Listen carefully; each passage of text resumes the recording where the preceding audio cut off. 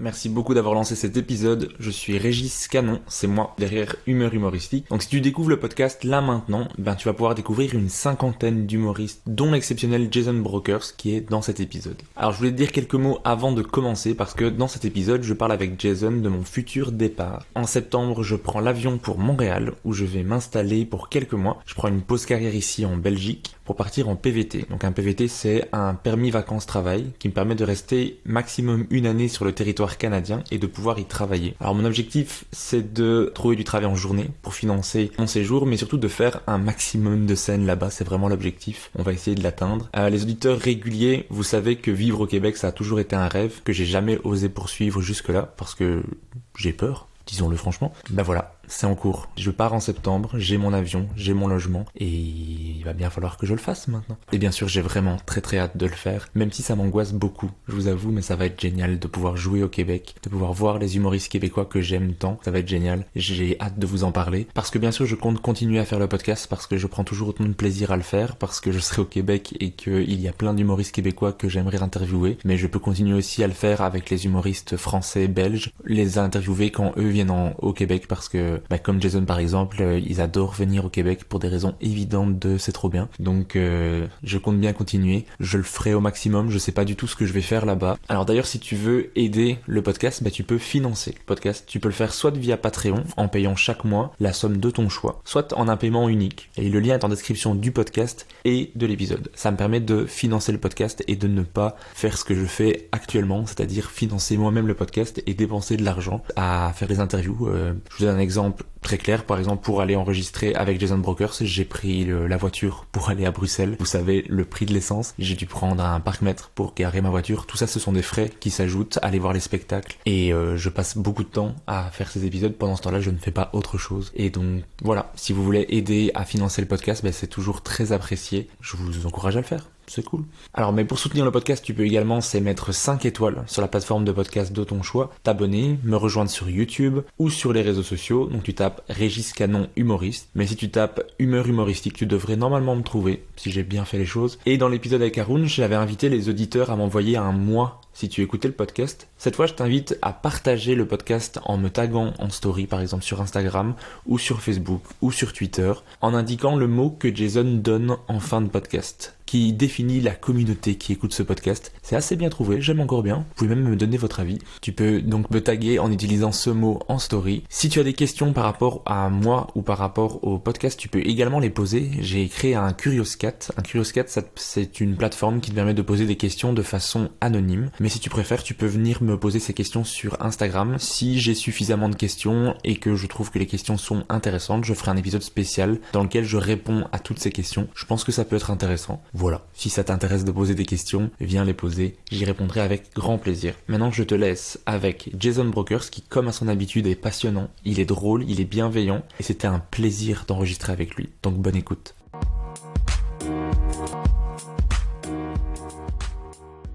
Bonjour et bienvenue dans ce nouvel épisode. Aujourd'hui, j'ai la chance de recevoir un humoriste que j'adore et il le sait parce que ça fait 2 ans que j'essaie de l'avoir. Il m'a dit qu'il voulait bien participer au podcast pour la première fois le 13 septembre 2020 quand il est venu à Bruxelles lors du What the Fun sans frontières. Ça y est, on a enfin trouvé un moment pour enregistrer. Je le reçois enfin avec un énorme plaisir. C'est bien sûr Jason Brokers. Comment ça va ? Ça va très bien et toi ? Ça va super. Merci beaucoup d'avoir trouvé un moment pour enregistrer avec moi.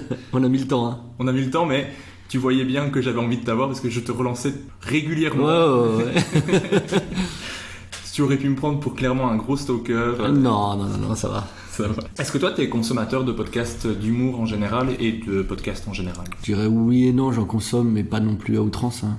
Comme tout le monde, j'ai écouté tous les Café Holocette, les Dinguery Room, j'ai écouté aussi pas mal ce Sympa la vie de Paul de Chavannes et Ghislain Blic. Sinon, non, rien de plus, hein, je crois. Donc c'est vraiment les basiques, quoi. D'accord. Mais est-ce que tu écoutes d'autres podcasts qui sont hors humour ou... Ah, les tiens, j'en ai écouté pas mal aussi. C'est vrai ? Ouais, j'en ai écouté quelques-uns, ouais. Hors humour, non, pas tellement, finalement. C'est dommage parce que j'aime bien le format en plus podcast. Ça te plairait toi de faire un podcast ou c'est pas... Ouais, j'ai beaucoup pensé, mais tu sais, au final, tu te dis c'est pour faire un de plus et faire la même chose que les autres, ça sert à rien. Donc pour l'instant, c'est dans un petit coin de ma tête et peut-être qu'un jour ça sortira, mais pour l'instant, je vous laisse faire. Ok. Ah, je suis content que tu aies écouté quelques épisodes. Ouais, quand même. Hein. Mais tu m'avais dit quand on s'était vu en 2020 que tu avais écouté l'épisode avec Adib. Ouais, évidemment. On a cette passion en commun. Adib. Bah c'est ça, c'est une des raisons pour lesquelles je voulais te recevoir, c'est que les deux passions qu'on a en commun, c'est bien sûr le stand-up et l'autre, c'est Adib Al-Khalidé.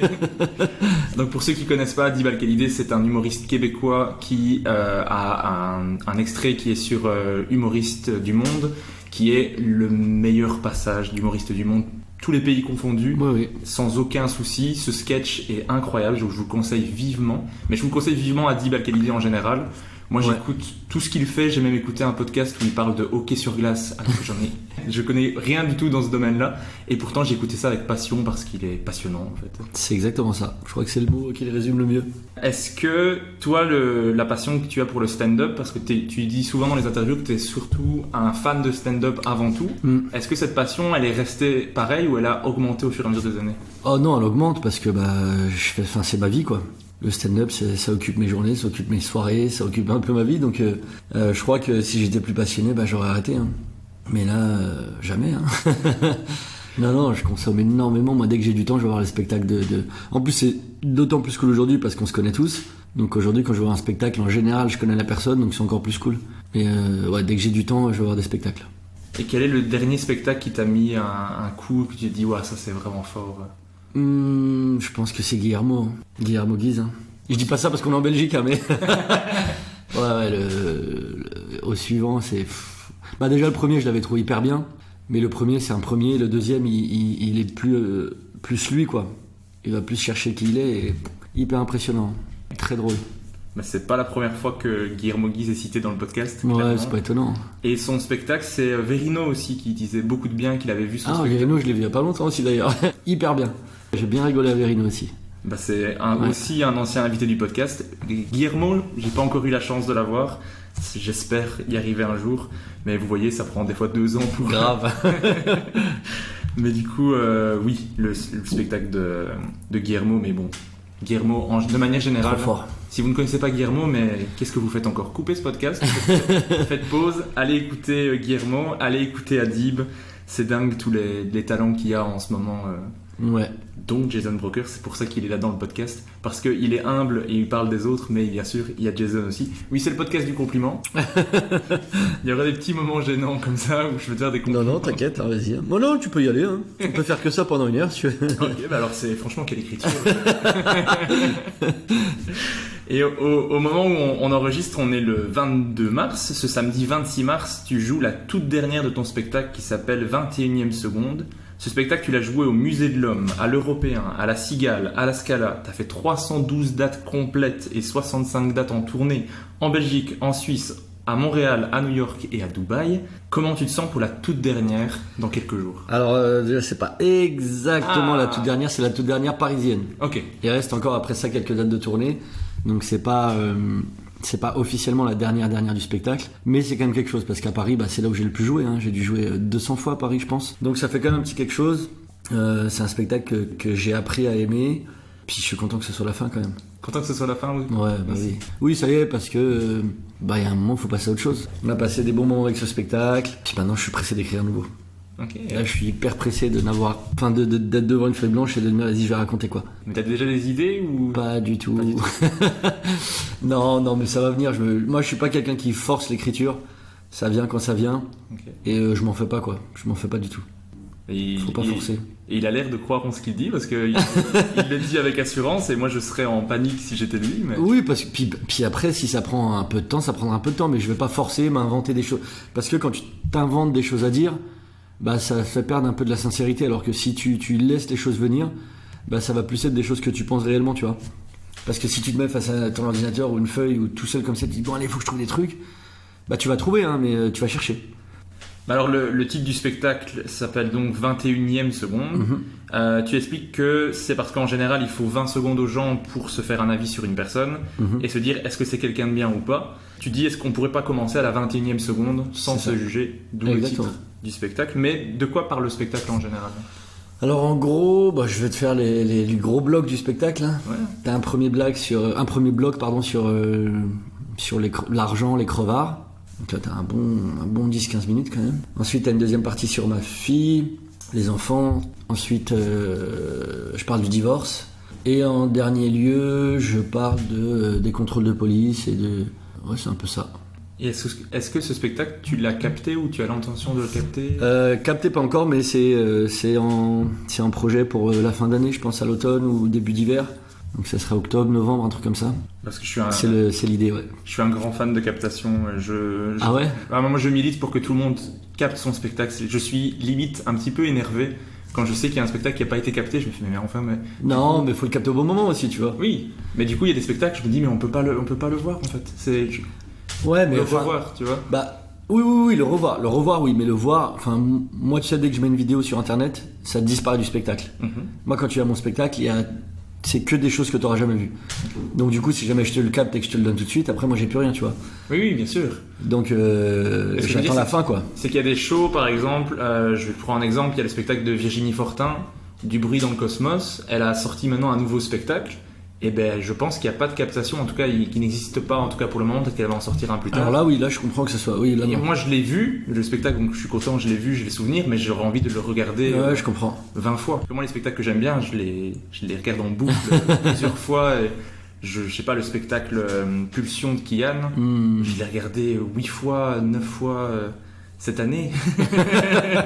Et on est en mars. Non, quand même pas. Non, là, sur ça, je suis d'accord avec toi, ouais. Ok, ouais. Bon, on est d'accord. Ouais, alors, ouais.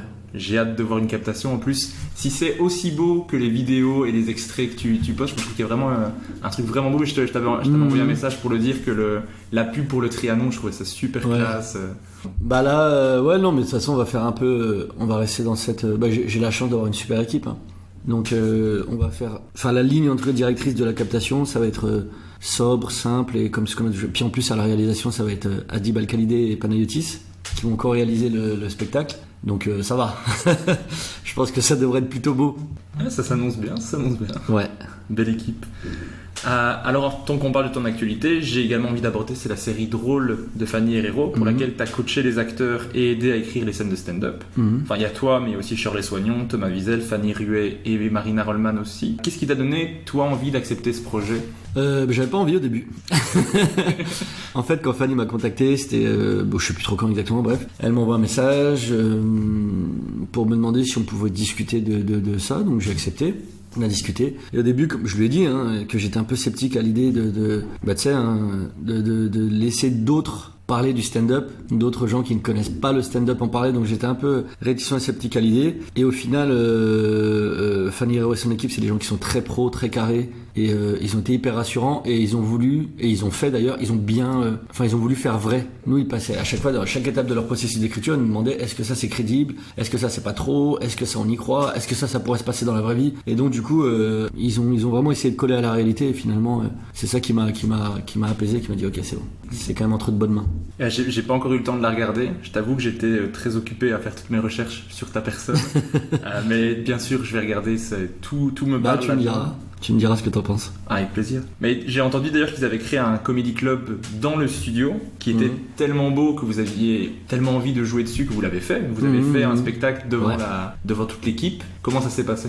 C'était trop bien. Mais franchement, je crois que c'est ce qui m'a le plus impressionné. Ils ont créé un comedy club, donc c'est dans un hangar, tu sais, dans un studio d'enregistrement, et t'as l'impression que c'est un vrai comedy club. Moi, je me foutais de la gueule de Shirley au tournage, et tu te rends compte que c'est mieux que le Barbès. Le Barbès, c'est le comedy club de Shirley, et je te rends compte que le faux comedy club est mieux que ton vrai comedy club. Mais ouais, non, vraiment. Puis donc, du coup, on a joué là-bas devant l'équipe. En plus, c'était cool parce que c'était en plein confinement. On n'avait pas joué depuis des semaines, et ça nous a... Putain, c'était tellement bien. C'était vraiment trop bien. J'ai vraiment hâte de voir parce que je trouve que déjà le Barbès c'est vachement cool. Ouais, grave. Ah oui, non, mais c'était une blague, on aime bien le Barbès. Hein. J'ai vraiment hâte de voir la série. Tout est fait pour que je l'aime bien. D'ailleurs, je me suis dit, ce qui est gage de qualité, c'est que les personnes qu'elle a choisies pour la série, c'est que des gens qui ont bien sûr beaucoup de talent, mais qui ont plusieurs visions différentes, et donc ça doit donner quelque chose d'assez représentatif de ce qui est vraiment le stand-up. Donc j'ai hâte de voir ça, quoi. Eh ben écoute, tu me diras ce que t'en penses. Bah ouais, bien sûr. Alors je pense qu'on est revenu sur ton actualité. Alors dans le podcast, moi j'aime remonter le temps avec mon invité et revenir au tout début. Donc toi t'es né le 5 septembre 1986, tu as vécu une enfance heureuse, qui est rare pour les stand-uppers, ouais. Il y a des traumas d'enfance qui reviennent. Mais t'as grandi à Rémy-sur-Seine. Romilly-sur-Seine. Romilly-sur-Seine, c'est ça que je ne trouvais pas. Ouais. J'entendais mais ça. C'est encore pire que ça, j'ai grandi à Anglure, c'est encore un tout petit village juste à côté de Romilly-sur-Seine. Ok. Ouais. Donc moi j'ai passé ma vie dans les rivières et dans les bois à faire des cabanes. D'où l'enfance heureuse. D'où l'enfance hyper heureuse. Ouais, c'était un petit village de campagne, quoi. Donc on jouait au foot et puis on allait faire des cabanes dans les bois, puis on allait à la pêche, puis on se baignait. Enfin c'était vraiment ça, quoi. Et est-ce que enfant t'étais déjà quelqu'un de drôle? Enfant, non. J'étais très consciencieux, très sérieux, je travaillais bien à l'école, j'étais un petit garçon vraiment très très sage. Jusqu'à toute l'école primaire. Je sais pas si vous dites primaire, si on me dit. Si. Donc toute l'école primaire, j'étais vraiment très sage, premier de la classe, hyper bon élève, je faisais bien mes devoirs, j'étais très comme ça. Ok.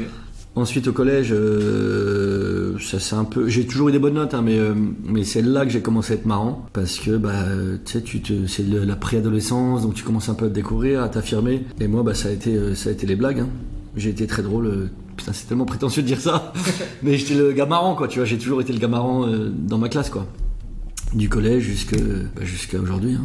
Et est-ce que tes parents et tes frères et sœurs sont des gens drôles? Non. Mon père en vrai un peu. Mon père en vrai, c'est surtout quand je le vois avec ses cousins, avec ses frères, tu vois, où je dis il est marrant en fait. Mais dans la vie de tous les jours, je sais pas, il me fait pas rire. Mais sinon, mes frères et sœurs, mon frère il est marrant quand même. J'ai un frère et 4 sœurs. Alors de mes sœurs, il y en a une qui est, on va dire, elle est rigolote, même si vas-y, elle fait mal à la tête. Mais non, c'est moi le marrant de la famille, quoi. Ok. C'est moi c'est moi le plus drôle de la famille. Ça fait plaisir. Ouais. Moi, je suis aussi de famille nombreuse. Ouais. J'ai 3 frères et une sœur. Donc ça fait, vous êtes 5. On est 5. Ok. Un de moins que toi. Ouais. Et donc J'espère être le comique de la famille. Eux ne trouvent pas du tout. Ils se disent c'est le chiant de la famille peut-être. Enfin, moi, contrairement à toi, je suis très proche de ma sœur, mais très peu de mes frères, par exemple. Enfin, j'ai 2 grands frères, je suis celui du milieu. Ok. Le meilleur, en fait. C'est une courbe qui monte et qui redescend. Ça fera plaisir à ma sœur qui est la dernière. Mais toi, c'était vraiment toute une bonne ambiance à la maison. Ah ouais, non, jusqu'à aujourd'hui. Hein. Franchement, nous, on a grandi.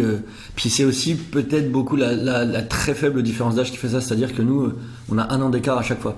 Ok, nous c'est 2. Ouais, nous c'est 1 an, donc on est vraiment hyper proches. Bon, après, j'ai une petite sœur qui est beaucoup plus jeune que nous tous, donc rien à voir. Mais nous 5, les 5 grands, on est vraiment. Puis jusqu'à aujourd'hui, on est vraiment hyper proches. Le groupe WhatsApp, tous les jours, quoi.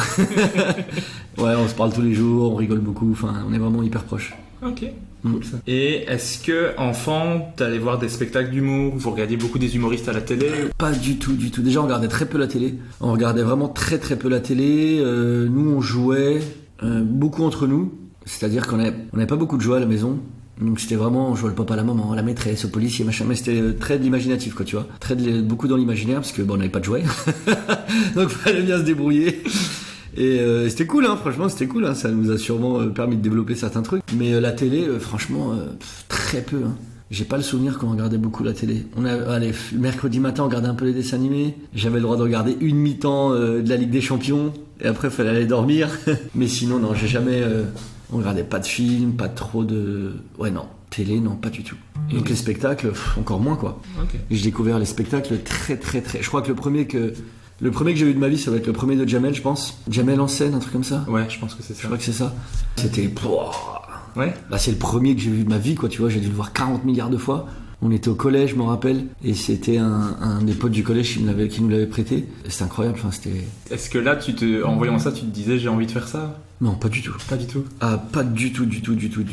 Non. Enfin, je pensais même pas que c'était possible parce que, en fait, quand tu grandis comme ça dans un petit village et après on a déménagé dans une petite ville, mais ça reste une petite ville, tu sais, c'est loin de tout ça. Donc pour nous, c'est juste, enfin, ça rentre même pas dans notre cerveau que c'est possible de faire ça. Pour nous, c'est la télé, quoi. Pour nous, c'est les gens de la télé, ça n'existe pas dans notre vie. Donc non, à aucun moment ça me fascinait. Je trouvais ça extraordinaire, mais c'était absolument pas un plan ou pas du tout. c'était même pas possible pour moi de ne serait-ce que d'y penser, quoi, tu vois.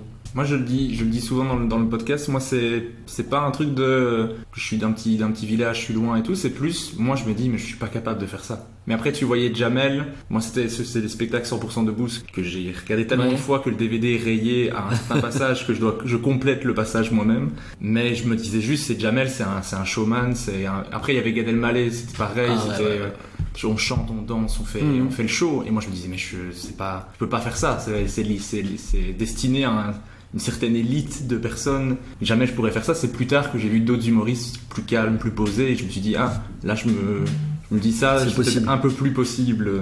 Et je sais que t'as fait pas mal de foot aussi. Ouais. Mais est-ce que le théâtre ou l'improvisation, ça t'a attiré à un moment donné, ou la scène en général, mais pas du tout? Non, jamais. Ah, c'est marrant. Non, jamais. Quand on faisait les trucs de théâtre à l'école primaire, j'aimais bien. Hein.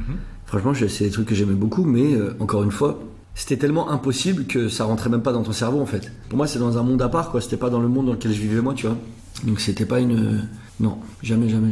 Et comme tu faisais beaucoup de foot, est-ce que c'était dans une volonté de devenir footballeur ou... Oh bah oui. Non, en vrai, j'ai très vite su que ça allait pas se faire. Hein. J'étais très pragmatique. Je jouais bien, hein. Franchement, quand j'étais plus jeune, il y a eu des petits contacts, il y a eu des petites choses, mais puis à l'époque, c'est pas comme aujourd'hui, tu vois. Aujourd'hui, moi par exemple, quand j'étais plus jeune, il y a un centre de formation qui a voulu. Et j'avais 12 ans, tu vois. Et c'était, pour mon père, c'était, non, à 12 ans, mon fils, il va jamais partir de la maison. Donc ça a très vite été balayé. Et puis ça n'a pas été plus loin. Et encore, hein, c'était même pas une vraie proposition, c'était juste des débuts de conversation. Et mon père a très vite dit, non, mon fils, il partira pas de la maison à 12 ans. Parce que pour lui, le foot, c'était juste un jeu, quoi, tu vois. Il n'y avait pas moyen d'en faire sa vie. Et aujourd'hui, je crois que les gens se rendent beaucoup plus compte de ce que c'est. Je dis pas que ça aurait changé, hein, mais que ça aurait changé quoi que ce soit pour moi. Mais donc moi, très vite, ça a été juste un plaisir, quoi, tu vois. J'ai toujours joué au foot par plaisir. Puis je suis content que ce soit comme ça aussi, parce que, moi, je me souviens quand on était petit, on prenait le ballon puis on jouait au foot toute la journée. On jouait que quand on voyait plus rien parce qu'il faisait nuit, quoi, tu vois. Et c'était ça pendant des années. Hein. Mais vraiment, quand je fais des années, ça a été... Moi, j'ai joué au foot toute ma vie, quoi. Même quand on était plus jeune, un peu plus âgé, quand on était, je sais pas, 18, 19, 20 ans, qu'ils étaient allés en boîte de nuit. Nous, ce qu'on faisait, c'est que le week-end, on attendait il y avait un parking, en fait, le seul endroit qui était éclairé dans la ville. Et on attendait que toutes les voitures partent, parce qu'il y avait des restos autour, machin. Et c'était le seul endroit qui était éclairé. Donc vers minuit, 1h du matin, quand il n'y avait plus de voitures, nous on mettait les bancs, puis on jouait au foot jusqu'à 3-4h du matin, tu vois. Et comme c'était en plein centre-ville, t'as les gens qui allaient en boîte, machin, de notre âge, tu vois, qui nous voyaient, qui disaient, mais qu'est-ce que vous faites? On joue au foot. Okay. Et on n'a jamais été dans le délire boîte de nuit, machin.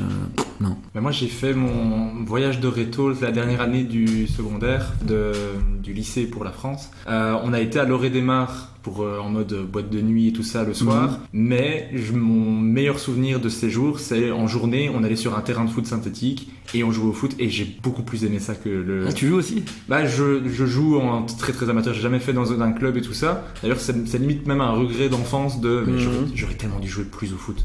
J'étais pas beaucoup sport quand j'étais plus jeune, et maintenant j'adore ça. Et je me dis, mais pourquoi j'ai pas passé mes journées à faire ça, quoi? Ouais. Moi, c'est mon petit regret d'enfant. Si je devais remonter dans le temps, je me donnerais un ballon, je ferais, allez, joue. Trouve-toi des copains, tu peux le faire. Ouais. Mais de jouer plus, quoi. Je me rappelle qu'à l'école, c'est vite devenu un peu genre ringard, ceux qui jouent au foot, c'est un petit... Ah ouais, moi j'ai pas arrêté. Hein. Alors là... Mais... Ah oui, parce qu'après, oui, t'as ceux qui traînaient avec les meufs, machin. Ah, voilà. On s'en foutait, on jouait avec la balle en mousse et vas-y. Ouais, c'est ça. Et on rentrait en classe, on transpirait dans tous les... On s'en foutait. Ah non, moi c'était le foot avant tout. Hein. Je me suis toujours trop soucié des autres, enfin du regard des autres, toujours. Hein. Je sais pas pourquoi j'utilise là. je fais genre parce que je suis dans un podcast, mais c'est vraiment un truc trop me soucier de la vie des autres qu'il faut que je progresse. Mais je suis pas en thérapie, je reviens. Tout va bien se passer, d'accord. Je vais te donner de l'argent à la fin du podcast. Alors ensuite, toi qui étais plutôt bon à l'école, mais tu savais pas ce que tu voulais faire dans la vie, tu obtiens ton bac, et puis tu voulais arrêter les études, mais bon, pour faire plaisir à ta mère, t'as fait quand même 2 ans d'études, en école de commerce à ce moment-là? Non, d'abord c'est à l'IUT. Et ça, l'IUT, c'est un genre d'université, quoi. Moi je crois que c'est IUT, ça veut être université, je sais pas quoi, bref. À l'IUT, donc j'ai fait bac plus 2, et là je m'arrête parce que je n'aimais pas l'école, mais depuis un bon moment déjà. Mais depuis longtemps, moi je me rappelle qu'en terminale j'allais jamais en cours, le bac je sais même pas comment je l'ai eu. Genre j'ai révisé les 2 dernières semaines, mais j'allais jamais en cours, franchement j'allais jamais, je m'en foutais de l'école.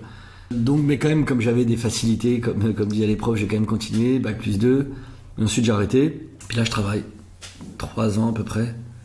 Dans une banque? J'ai fini à la banque, ouais, mais entre-temps, j'ai fait un milliard de choses. Laisse tomber, je démissionnais tout le temps. Il y a des jobs que j'ai fait un jour, il y en a j'ai fait 4 jours, il y en a une semaine, il y en a un mois, il y en a 3 mois, mais je crois que mon record, ça doit être 8 mois, quoi. J'ai jamais tenu plus longtemps dans un job. Ah, c'est marrant, moi j'ai jamais démissionné, par exemple. Ah ouais, bah alors ça, c'était... Un truc que je connais pas, moi, c'est... Ah mon gars, combien de fois j'ai démissionné, mais c'était fabuleux. Ah ouais, mais en fait, c'est que j'arrive pas à aller à reculons quelque part. Dès que j'avais plus envie, je disais, bah j'ai plus envie, j'arrête. Ok, ouais. Parce que ça m'intéresse pas, j'ai pas envie. Mais après, t'as même repris des études. Ouais. Alors que ça a surpris tout le monde parce que t'avais un CDI, que t'en as eu plusieurs. Ouais. Que comme tu dis, tu démissionnais, mais donc t'as repris des études, toi Ouais. qui n'aimais pas ça, donc ça a un peu surpris tout le monde. T'as eu ton diplôme, Ouais. puis encore une fois, t'as réenchaîné les CDI, les différents boulots. Ouais. Mais là, pour le coup, j'ai repris parce que j'en avais marre de travailler, de faire des trucs que j'ai pas envie de faire, donc je me suis dit, bah vas-y, il faut bien faire quelque chose. Vas-y, on va essayer l'école. Hein. Et je travaille quand même à côté, j'ai des petits jobs étudiants à côté. Et puis, ouais, donc j'ai repris bon, 1 an de fac, donc la fac, en vrai, tu vas pas vraiment en cours. T'allais juste aux examens et puis c'était facile, donc j'ai validé assez facilement. Et après 2 ans d'école de commerce, où en vrai c'est plutôt tranquille. Hein. C'est pas de la folie, quoi. C'est beaucoup de travail en groupe. Puis bon, je me mettais dans des bons groupes, quoi. Donc je foutais pas grand chose en vrai. J'ai jamais foutu grand chose à l'école. Mais est-ce que J'arrive à m'en sortir, mais sans rien foutre, quoi. Mais est-ce que ces études-là, elles t'ont quand même apporté quelque chose que tu gardes dans ta vie ou... Sûrement, mais je le sais pas, quoi. Mais après ces études-là, donc tu travailles, tu gagnes même vraiment bien ta vie. Ouais, c'était cool, ouais. Ouais, à un moment donné, tu travaillais avec les pharmacies. Ouais, c'était mon dernier job, ça. Ouais. J'étais délégué commercial dans un laboratoire pour des compléments alimentaires. Et en vrai, c'était cool, hein. C'était cool, mais ça m'a saoulé. En fait, ce qui m'embêtait, c'est de pas réfléchir, quoi, tu vois. Tu sais, t'es pas du tout stimulé, tu fais ce que t'as à faire, puis y a pas de surprise, quoi, tu fais ce que t'as à faire. Et tu sais que ça va se passer comme ça, et y a rien de fou, quoi, tu vois, t'es pas stimulé, y a rien d'excitant, y a rien de... Alors ouais, c'était cool, financièrement, c'était sympathique, mais tu te fais chier, quoi, tu vois. Tu sais, j'avais besoin d'être stimulé intellectuellement, de réfléchir, d'avoir un sentiment d'excitation, de challenge, de quelque chose, quoi. Tu vois, là, il y avait rien, quoi. Tu faisais ton chiffre, ouais, c'était pas compliqué. Puis même pour faire le chiffre, hein, je veux dire, y a rien de fou, quoi. Tu vends tu connais ton produit, tu le vends, et voilà, fin de l'histoire, quoi. Mais comment tu vivais ça de ne pas trouver ce que tu voulais faire et que ça, c'était quelque chose qui déprimait ou tu cherchais ce que tu voulais faire? Oh non, j'ai jamais été un gars déprimé, moi. Non, je dis juste, bon, ça me saoule, quoi. Ça me saoulait, puis je me disais toujours, bah vas-y, je vais trouver un truc qui me plaît. Et en fait, je tâtonnais, quoi. J'ai toujours su que j'allais finir par trouver un truc qui m'intéresse. Okay. Je savais juste pas quoi, donc je démissionnais, je cherchais autre chose, je démissionnais, je cherchais jusqu'à la trouver, quoi. Mais de toute façon, j'aurais pas pu continuer à faire un truc qui me plaisait pas. C'était impossible, c'est pas dans mon tempérament de... D'ailleurs, les gens nous disent, mais c'est courageux ce que vous faites. Non, pour moi, ce qui est courageux, c'est de faire tous les jours un job que t'as pas envie de faire. Mais quel courage il faut. Un courage que j'ai pas du tout. Hein. Impossible, c'est impossible. Moi, j'ai besoin de... Tu sais, après, c'est aussi peut-être la facilité, hein, mais c'est facile de faire un truc que t'aimes, quoi, tu vois. Plus facile. Bah ouais. Ça, c'est sûr. Moi, j'ai donné cours en secondaire, donc en collège et lycée. Et ça, j'ai détesté. Mais le truc qui était le plus dur, c'était vraiment ce sentiment d'inutilité, quoi. Je me rappelle vraiment d'un moment où je suis en classe et je me dis, mais en fait, le porte-manteau en classe est plus utile que moi. Ah ouais. Parce qu'il tient les manteaux. Ouais, il a une utilité clairement et je le vois et je me dis, putain, je sers vraiment à rien. Et je me suis dit, mais en fait, toute cette année scolaire, si j'étais pas là, aucune différence. et ça, c'était dur. C'est pour ça que j'ai complètement arrêté le secondaire. Je donne cours le soir à des adultes, ce qui est stupide pour faire du stand-up, mais qui permet de rester en santé mentale plus ou moins correcte. Mais je comprends ce truc de faire quelque chose que t'as pas envie de faire, c'est une horreur. C'est une horreur. Et même si c'est des fois si comme tu dis, tu gagnais bien ta vie, tu étais dans des bonnes conditions, au fur et à mesure tu trouvais un truc de plus en plus stable et correct, mais même ça, il manquait quelque chose. Ah non, puis l'argent, c'est pas... Enfin, on s'en fout, hein, je m'en foutais. Hein. J'ai jamais eu peur d'être pauvre, hein. J'ai été pauvre très longtemps, pas peur. Hein. Je connais. Franchement, s'il y a bien un truc dont j'ai pas peur, c'est la pauvreté. Vas-y, on est pauvre. Hein. Ça n'empêche pas d'être heureux. Hein. Après, en 2011, tu vas voir un plateau de stand-up avec des potes au Bordel Club. T'adores le spectacle. Ouais. Est-ce que c'était la première fois que tu venais voir un plateau? Ouais. Au Bordel, c'était la première fois, ouais. Et qu'est-ce qui t'a plu dans le plateau? Je trouvais ça fou de juste... En fait, c'est un monde que je connaissais pas, en fait. J'ai découvert ça, j'ai dit, waouh, c'est génial. Enfin, tu prends ça dans la gueule, tu dis, c'est fou, quoi. C'est vraiment une grosse claque. J'ai même pas de mots tellement c'était... Je sais pas, tu découvres un espèce de monde parallèle, tu savais même pas que ça existait. Ouais, en plus, c'était la bande à l'époque de Kian, justement, de Kian Kojandi, on en parlait tout à l'heure. C'était sa bande avec lui, Navo. Il y avait qui d'autre? Il y avait Seb Mélien. Kairon. Ouais, peut-être qu'il y avait Kairon aussi. Alexandre Barbe, je m'en rappelle. Je sais même pas ce qu'il fait Alexandre Barbe maintenant. Mais à l'époque, c'était fou. Et puis voilà, donc ça m'avait mis une grosse claque. Et j'avais trouvé ça fou. Et après la scène, t'envoies un message à Seb Melia, qui était sur le plateau, pour savoir comment on fait pour faire ce métier. À l'époque, t'as 25 ans, et il te dit, c'est trop tard pour toi. Mais il ajoute quand même après, ouais. Si tu veux. Ça a fait polémique, ça. Non, parce qu'en fait, j'avais raconté ça dans un podcast, et Seb, après, il m'envoie un message en me disant, putain, il a même, le pauvre, il a été recherché dans nos anciennes conversations. Il a dit, regarde, je t'avais dit. Parce que moi, dans mon souvenir, Seb, il m'avait dit, non, t'es trop vieux, laisse tomber. Et en fait, effectivement, il m'avait rajouté, mais si vraiment t'as envie, tu peux essayer. Et donc, du coup, j'avais raconté que la première partie, parce que je me souvenais que de ça, hein, c'était pas pour raconter des bêtises. Et il se sentait un peu coupable.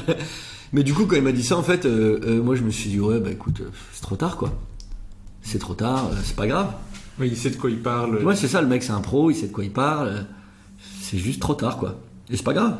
Puis après, en 2013, tu vas voir un nouveau plateau, cette fois-ci au Paname. Ouais. Ce soir-là, il y a Fari qui est sur scène. C'est ça. Avant qu'il soit vraiment connu comme aujourd'hui. Ouais. Mais bon, il était déjà très fort, ça reste Fari. Ouais. Tes amis t'encouragent à essayer. Et 2 semaines après, tu t'inscris pour un 5 minutes au Labo du Rire. C'est ça. Comment elle se passe, cette toute première scène? Hyper bien. Franchement, c'était cool. Bon, après, j'y étais en totale détente, parce que j'attendais rien de particulier. Je m'en foutais un peu, à vrai dire. C'était juste pour s'amuser, quoi. C'était, ouais, vas-y, on va rigoler. Puis j'étais dans ce mood-là, et c'était cool. Franchement, ça s'est plutôt tranquillement passé. Et est-ce que tu sais de quoi tu parlais? Ça devait être très nul, hein. Je sais plus, de la merde. C'était certainement de la merde. Mais c'était cool, franchement, j'ai pas bidé. Il n'y a pas non plus 40 000 personnes, il doit y avoir 20 personnes dans la salle à peine. Et ça va, c'était cool. Franchement, j'en garde à mon souvenir. Je me souviens pas de ce que je racontais. Je me souviens juste que ça s'est plutôt correctement passé pour une première, ça va. Et après, rapidement, t'as voulu enchaîner les plateaux ou... Ouais, après j'ai enchaîné, ouais. Mais c'est pas comme aujourd'hui où, à l'époque, il y avait que le labo pour les débutants. Enfin, il y en a peut-être, je sais même pas, mais... Donc on faisait que du labo. Comme il n'y avait pas beaucoup d'humoristes nouveaux, c'était toutes les semaines les mêmes gens, quoi. Donc on était un petit groupe comme ça, puis on faisait les labos ensemble. Il y avait Hakim Gemili à l'époque avec moi. Et on a démarré à peu près ensemble. C'était mon premier ami dans le stand-up, Hakim. Puis c'était ça, mais je le faisais vraiment en détente, quoi.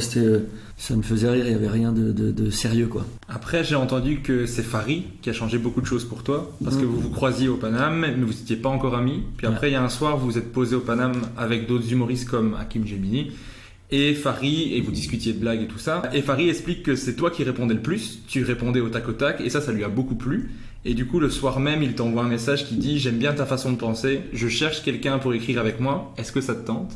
Comment tu réagis à ça? J'étais surpris parce que Fari, j'aimais bien ce qu'il faisait. Je le connaissais pas plus que ça. Puis j'avais aucune idée de ce que ça voulait dire. Moi, il me dit « On écrit ensemble. » Et je lui ai dit « On peut, mais enfin, je sais pas du tout ce que c'est. » Et puis finalement, ça a accroché vraiment direct. Avec Fari, c'était fou. Je me rappelle même de l'endroit où on était à Nation dans un café. Et j'étais en chemise parce que je sortais du taf. Et on se pose et on a rigolé.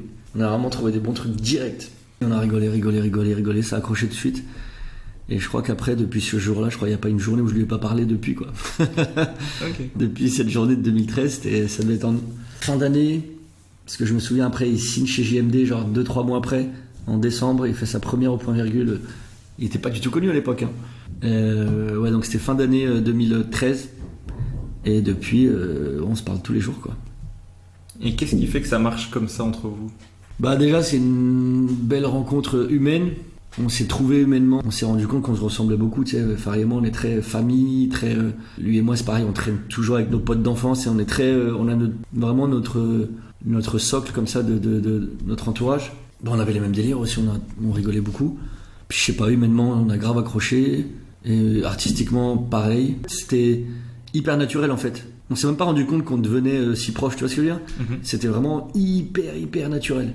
Mais au début, c'était... là, on se voit encore très très souvent, mais... Puis on se parle tous les jours, même quand on se voit pas, on se parle tous les jours. Mais même à l'époque, on se voyait tous les jours, on était ensemble. Tous les jours. Mais c'était bien, c'était une belle époque. Hein. On rigolait tout le temps, on faisait de la merde, on faisait rien de spécial, mais juste, vas-y, on va manger, vas-y, on était hyper proches, quoi. Et quand vous écrivez ensemble, comment ça se passe? Bah en fait, notre manière de travailler elle a beaucoup évolué avec le temps. Avant, on se voyait beaucoup et on écrivait beaucoup ensemble et on réfléchissait beaucoup ensemble. Je pense aussi qu'à l'époque, Farid, je te dis, il n'était pas encore hyper connu. Je crois qu'il avait besoin d'être pas mal rassuré et d'être un peu... il a besoin de se sentir entouré, tu vois. Je pense que ma présence le rassurait pas mal. Je me rappelle d'ailleurs la première fois au point virgule, je pouvais pas être là. Et il me dit putain, mais... Je dis mais c'est pas grave si je suis pas là. Et il me dit non mais quand même. Et donc au fil du temps notre manière de travailler elle a beaucoup évolué parce que Farid je crois qu'il s'est beaucoup il a fini par se connaître lui tu vois et il a pris en confiance et c'est fou de parler de Farid comme ça hein. Farid manque de confiance mais oui hein. Et donc du coup il a pris confiance en lui et aujourd'hui je te fais un grand pont mais entre cette période là et aujourd'hui Farid je dis pas que je sers plus à rien mais voilà quand Farid maintenant c'est plus comme avant. Maintenant, avant, je te dis, on faisait tout le processus de réflexion ensemble. Là, maintenant, aujourd'hui, il fait tout de son côté. Et moi, je viens, je regarde et je dis, ouais, ça, tu peux rajouter ça tu peux enlever ça. Enfin, je fais vraiment des petits réglages. Puis on en parle, hein, c'est pas moi qui dis fais ci, fais ça. Mais je veux dire, là, maintenant, c'est juste le sel et le poivre, quoi, tu vois. Mais c'est plus du tout comme avant où le processus, il était beaucoup plus en équipe. Tu sais, puis quand tu te connais, t'as moins besoin, tu vois, Là, il arrive à un stade où il maîtrise vraiment. En plus, il arrive à une maîtrise là, qui est vraiment folle. Là, ces derniers temps, c'est incroyable. Je le trouve trop fort en ce moment, encore plus fort qu'avant. Oh, et donc, du coup, ouais, franchement, ces derniers trucs là, putain, il est trop fort. J'ai été voir Hexagone. J'ai tellement ri. J'ai aussi Royal. J'ai pleuré. Le passage avec le beatbox, j'avais mal au ventre. C'est marrant. Hein. Qu'est-ce que j'ai il y a des vannes que j'ai. C'est ça que je voulais absolument voir le spectacle après, parce qu'il y a 4 vannes que j'ai manquées. Je riais trop, tu vois.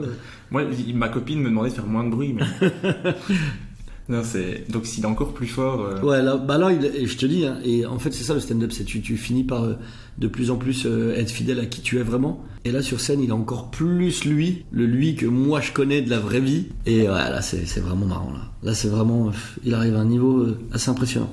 Et s'il y a des humoristes qui veulent s'entraider comme vous le faites, qu'est-ce que tu conseilles pour que ça se passe bien et que tout le monde progresse? Soyez potes. Ne travaillez pas avec quelqu'un avec qui vous n'êtes pas amis parce que ça sert à rien.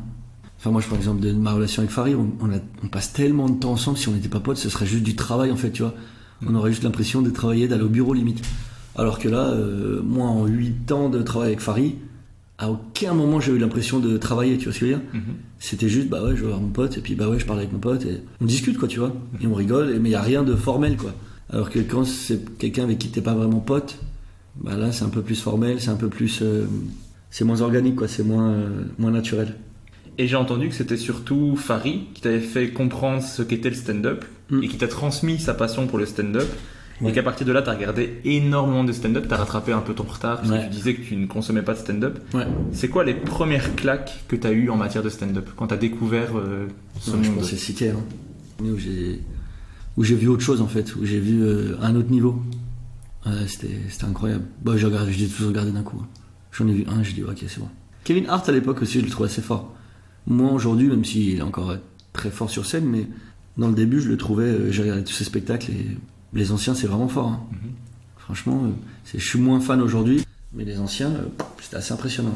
Complètement d'accord avec ça, ouais. Mais en même temps, c'est dur de dire, oh non, Louis C.K., bof. Ouais. Après, t'as arrêté ton taf combien de temps après avoir commencé le stand-up? Quelques mois, quoi. Quelques mois, je pense, je dirais. Et donc là, tu fais une rupture conventionnelle avec ton patron, ce qui te permet de toucher du chômage pendant 1 an. Et tu te dis, j'ai 1 an pour que ça marche, ça. Sinon j'arrête.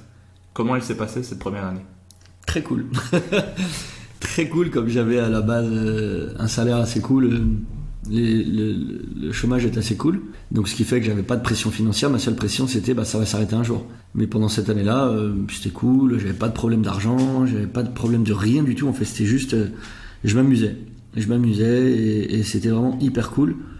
Et je gagnais encore que dalle à l'époque, mais vraiment 0 avec le stand-up. Et donc du coup c'était un peu l'angoisse de il va se passer quoi après, tu vois. Moi j'avais déjà 27, 28 à l'époque peut-être. T'as plus l'âge de galérer quoi, tu vois. À cet âge-là, j'avais plus envie de de galérer. Donc du coup, les dernières semaines avant la fin de cette fameuse année, je me dis ok, écoute, on a passé une belle année, on a bien rigolé, mais il faut arrêter quoi. Il faut être une grande personne et puis il faut aller travailler. Et finalement j'ai eu de la chance, j'ai touché de l'argent de toute cette année en fait, parce que souvent tu reçois des trucs, tu sais, c'est plusieurs mois après. Et là, peut-être 2-3 semaines avant que mon chômage termine, je reçois, je crois que c'était 4 000 euros, un truc comme ça. Donc je dis, 4 000 euros, je suis bien pour encore 2-3 mois. On y va encore, on a encore ça, on va passer l'été tranquille. C'était en juin, je me rappelle. Et de là, ça a roulé, quoi. Vous voyez pas, mais il y a des petites étoiles dans ses yeux. Le fric. J'allais dire la passion. Non, la passion du fric. Et j'ai entendu que tu essayais de jouer tous les soirs et que chaque soir, au minimum, tu essaies de tester toujours un petit quelque chose, une vanne, un angle, une façon de dire un truc, mais jamais tu y vas pour refaire quelque chose que tu as déjà fait tel quel. Est-ce que c'est le cas depuis le début et est-ce que c'est encore le cas aujourd'hui ? Ouais. Ouais, et puis ça, je crois que c'est vraiment le seul truc qui te fait progresser en fait. Si tu y vas et que tu fais toujours la même chose, toujours de la même manière, ok, les gens ils vont rigoler, mais est-ce que toi t'as avancé ? Je crois pas, tu vois. Ça va juste te flatter ton ego si tu veux. Mais si tu fais ce métier pour l'ego, tu vas devenir une très mauvaise personne. Donc, non. J'ai toujours eu cette volonté de m'améliorer en fait. Puis je l'ai encore et je crois que c'est ce qui me maintient. Hein. C'est ce qui fait que tu t'améliores. Quand on voit J'espère en tout cas, ouais. Je t'assure que oui. Quand tu vois le premier passage qui est disponible au Jamel Comedy Club et quand on voit ton Netflix, il y a un bon. Tu vois. Ouais. J'espère qu'il y aura un bon avec les prochains trucs qui vont sortir. Mais... Ah oui. J'ai hâte de voir la suite. D'où la captation. Ouais, ça va arriver.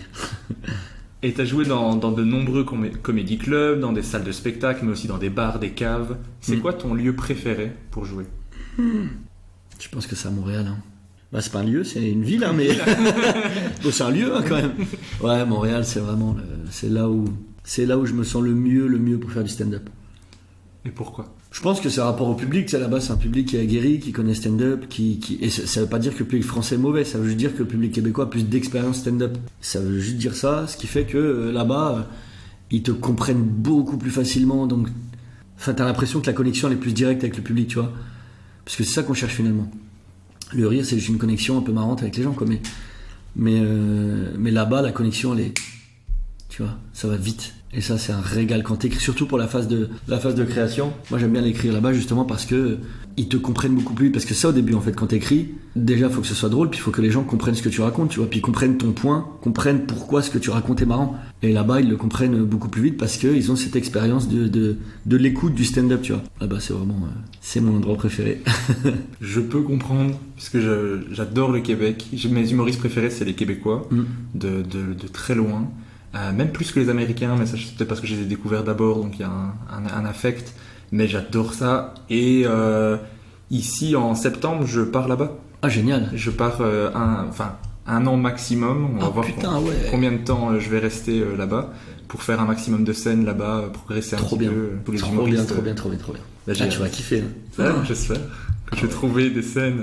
Oui, tu vas finir par trouver, bien sûr. Au début, c'est toujours un peu difficile, le temps que les gens te connaissent, mais après, ça va. Hein. Ah, tu vas kiffer, je suis jaloux. Ouais, j'avais déjà entendu que tu disais si tu n'avais pas d'enfant. Ah ouais, si j'ai pas ma fille, j'habite là-bas, c'est sûr et certain. Ah oui, c'est sûr. Je reviendrai toujours en France pour jouer de temps en temps, mais mon lieu principal de résidence, ce serait là-bas, c'est sûr. Est-ce que tu as un lieu préféré où jouer à Montréal ? Le bordel. Hein. Le bordel. Le bordel, c'est la maison mère. Hein. J'espère pouvoir jouer là-bas, mais juste déjà jouer à Montréal, le kiff. Ouais. Mais alors jouer au bordel. Moi, tu peux faire l'open mic sans problème. Hein. L'open mic, c'est assez accessible. Hein. Mais je le fais encore tout le temps. Dès que j'y vais, je fais open mic. Hein. Ouais, je le fais tout le temps. Ah bah on se croisera là-bas. Ah ouais, j'ai hâte. Mais je pense que je vais y retourner bientôt. Oui. Comme j'ai un nouveau spectacle à écrire. Ok, ouais. Ouais, le bordel, c'est le meilleur endroit du monde. Pour le moment, mon endroit préféré pour jouer, c'est le Kings. Ouais, c'est cool, le Kings. Mais c'est aussi là où j'ai découvert ce monde que tu disais tout à l'heure. C'est le cerveau qui explose de waouh, c'est parfait cet donc endroit. Il y a un affect avec, ouais. D'ailleurs, l'épisode juste avant, c'est un épisode avec le gérant du Kings où on parle de... Cédric, ouais. Où on parle de l'endroit et on revient un peu sur tout le parcours du lieu. C'était assez cool de reparler de ça. Mais j'adore ce lieu. Donc je pense que le bordel, Tout ce que j'entends. Péter un plomb. Ouais, je vais péter un plomb. Très clairement. En plus, souvent, je suis le compte du bordel et je vois le line-up et je me dis, mais c'est pas possible ce line-up, c'est incroyable. C'est fou, hein. Il y a un vrai niveau. Hein. À fond. Mais c'est ça, c'est pour progresser, ça va être bien. Ouais. Ça va être très très bien. Alors, ensuite, t'as fait les sessions ouvertes le mardi soir du Jamel Comedy Club et j'ai lu que t'avais remporté la saison 2014-2015 des scènes ouvertes. Il y avait un concours en fait. Ouais, en fait, tous les mardis, t'as des gens qui viennent tous les mardis et à la fin, ils en désignent 2, je crois, pour les gagnants de la saison, quoi, ceux qui ont été les plus marquants pour eux dans la saison. Et à l'époque, c'était une belle année, hein. Franchement, ça c'est une de mes plus belles années. C'était vraiment trop cool. Il y avait une ambiance, mais au-delà du Comedy Club, même au Paname, enfin, il y avait une vraie ambiance. 2014-2015, c'était ma meilleure période, je pense, en termes d'ambiance stand-up. C'était fou, quoi. C'était, je sais pas, on était tous les jours tous ensemble, ça rigolait. On restait tous les soirs jusqu'à 3-4 heures du matin à rigoler, mais c'était vraiment fou, quoi. La période, elle était incroyable. Donc tous les mardis, ouais, j'allais au Comedy Club à l'époque. Puis en plus, on avait une belle génération. À l'époque, t'avais les réguliers qui revenaient souvent. T'avais moi, Fadili, qui a gagné avec moi cette année-là d'ailleurs, Thomas Wiesel qui en faisait beaucoup, il y avait Haroun, il y avait Wari Nishen, Wari il était déjà là, hein. Ouais, t'avais Alban Ivanov qui est là depuis un moment. Ouais, mais il était pas trop Deb Jam, Alban. Surtout dans la troupe. C'est surtout dans la troupe, ouais. Et donc tu vois rien que ça, Haroun, Fadili, Wari, Thomas Wiesel, tu te rends compte, c'était ça quoi, le line-up. Il y avait vraiment une très belle génération. Mais après, t'intègres la saison 8 du Jamel Comedy Club, tu fais la tournée avec la troupe. Saison 7 avant. J'ai fait 7 et 8. 7 et 8. Ouf, excusez-moi, la qualité des recherches. Est-ce qu'on peut continuer quand même? Non. Non, c'est terminé. En tout cas, c'était un plaisir. Mais donc, t'intègres le Jamel Comedy Club et tu fais la tournée avec la troupe. Comment tu décrirais cette expérience et est-ce que ça t'a aidé à progresser? Ah bah oui. Ah non, mais là, c'était de la folie. Je suis passé des petits comédie clubs, donc de jouer devant 40, 50 personnes, à une tournée en France devant des 1500, des 2000, d'un coup quoi. C'était vraiment un saut d'un coup. Et non, c'était hyper formateur. En plus, l'équipe a été incroyable. L'ambiance de cette équipe, c'était vraiment de la folie. C'est-à-dire que les anciens, parce qu'avant nous, le comédie club, l'ambiance elle était pas folle. Et parfois, il y a des anciens qui venaient faire des dates avec nous. Je me rappelle de Walidia une fois qui me dit c'est toujours ça l'ambiance? Je dis bah ouais. Il me dit mais vous avez tellement de chance. Nous ça rigolait mais H24. Mais l'équipe elle était incroyable. Il y avait Younes et Bambi, Farid Chamek, Fadili Camara, Foudil Kaibou, Alban Ivanov. Il y avait qui d'autre? Nick Moukoko, Christine Bérou. C'était vraiment une petite famille quoi. Tu vois, avec Ismaël JC à la direction de tout ça, mais c'était qu'est-ce qu'on rigolait. Et évidemment quand tu passes ta vie en tournée. Là, on partait vraiment, c'était de la vraie tournée, quoi. On partait des 3-4 jours par semaine, toutes les semaines. On avait, je crois, 40, 50, 60 dates par saison, tu vois, c'est de la folie. Et devant des salles de 1500, 1000, 2000. Et là, t'apprends, quoi. Là, t'apprends le rythme, t'apprends à être marrant parce que y a pas le choix, quoi. T'as 15 minutes et faut y aller, quoi. Et c'est Alban qui m'a fait vraiment progresser de fou. Il y a eu un vrai virage, en fait, Enfin, tu sais, dans le stand-up, t'as des déclics. Oui. Tous les quelques mois, putain, ouais. Et en fait, tu apprends un truc et ça te fait passer à une étape supérieure. Et c'est Alban qui, une fois, tu sais, parce que quand t'es en tournée, on se regarde pas forcément sur scène. Tu sais, tu fais ton passage, puis après, tu vas dans les loges, tu rigoles, tu machins du truc, tu manges, tu fais autre chose. Et moi, j'étais hyper proche d'Alban. C'est-à-dire qu'Alban et moi, on était tout le temps ensemble, toute la journée, tu vois. Okay. On rigolait beaucoup. Et un soir, il me regarde. Parce que lui il présentait, donc il regardait pas trop. Et un soir il me regarde, il vient me voir à la fin, il me dit ouais c'est bien, il me dit mais je vois pas le mec marrant avec qui je passe mes journées. Il me dit je le vois pas sur scène. Et là ça a changé ma vie. Ça a changé Le lendemain j'ai refait la même chose en étant moi. Et ça a donné tellement de volume à mon passage, c'était de la folie. Ok. Ouais. Il a suffi qu'il le mette en évidence pour que tu arrives à changer directement. Exactement. Ouais. Parce que c'est un truc que moi je trouve assez difficile d'arriver à être soi le plus possible. C'est toujours tu progresses au fur et à mesure, mais de pas avoir un personnage, tu as vraiment réussi à faire un switch direct. Ça s'est pas fait d'un coup, mais je veux dire le gap entre la veille et le lendemain, c'était quand même c'est de la folie. Évidemment, là si je te parle d'aujourd'hui, oui, je suis encore 1000 fois plus moi aujourd'hui qu'à cette époque-là. Mais c'est ce jour-là où j'ai compris ça, quoi. Où j'ai compris qu'il fallait être soi. Et C'était un palier à passer, quoi. ah ouais, mais ouais, ça c'est vraiment un gros tournant dans mon évolution. Et j'ai lu que tu avais aussi écrit pour d'autres comédiens de la troupe. Pour qui est-ce que tu as écrit et pourquoi tu aimes ça, écrire pour les autres? Alors déjà, j'aime pas dire pour, je vais me dire avec. Ouais, parce qu'écrire pour, c'est un peu dégueulasse. Ça fait genre, tiens, je t'écris ça, vas-y, joue. Non, moi je bosse pas comme ça, c'est juste avec, c'est donner des coups de main, quoi. Donc j'ai bossé avec Fadili pendant longtemps, avec Alban pendant longtemps, Younes et Bambi à un moment. De la troupe, c'est à peu près tout. Farid Chamek, je lui donnais 2-3 trucs sur quelques trucs, tu vois, mais on n'a pas officiellement écrit ensemble, tu vois. Puis voilà. Hein. Pourquoi tu aimes écrire pour les autres? Qu'est-ce que ça t'apporte? Bah déjà, ça peut paraître un peu prétentieux, mais déjà c'est dans ma nature de rendre service. Moi, je suis quelqu'un qui fait les déménagements, quoi. Enfin, ouais, je suis ce gars-là, quoi, que tu peux appeler n'importe quelle heure. Vas-y, je suis là, je suis en galère, vas-y, j'arrive. J'aime bien ça aussi. Ouais, je suis vraiment ce gars-là, quoi. Déménagement, c'est le truc sur lequel je dis à mes amis, vous allez bouger, prévenez-moi. C'est le seul domaine où je peux vous expliquer. Apporter les caisses. Après, une fois qu'il faut monter les meubles, je suis parti parce que je suis d'aucune utilité. Mais lever les caisses, je sais le faire, donc je fais. Ouais, c'est ça.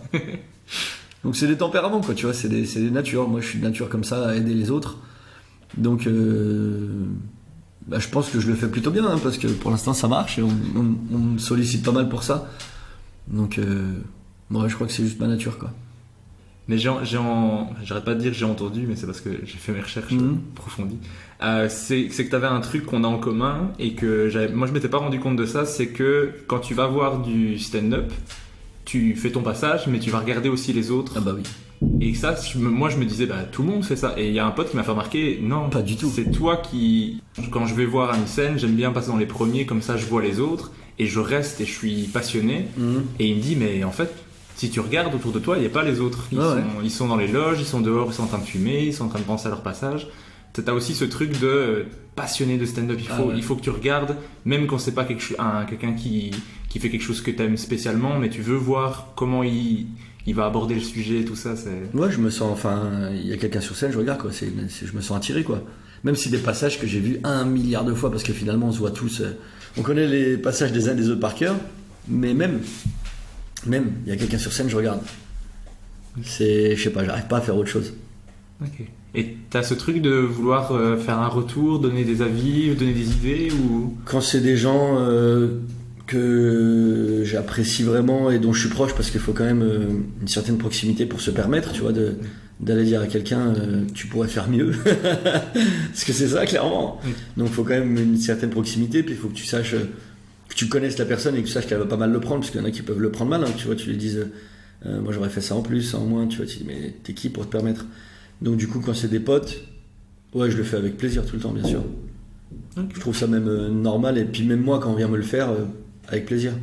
Ouais, j'avoue, c'est les quelques fois où on a fait des retours, j'ai toujours trouvé ça cool en fait. Ouais, bah ouais. Hein. Même si t'es pas d'accord avec le truc, Ouais, la démarche, moi je le trouve cool, ouais. Ouais.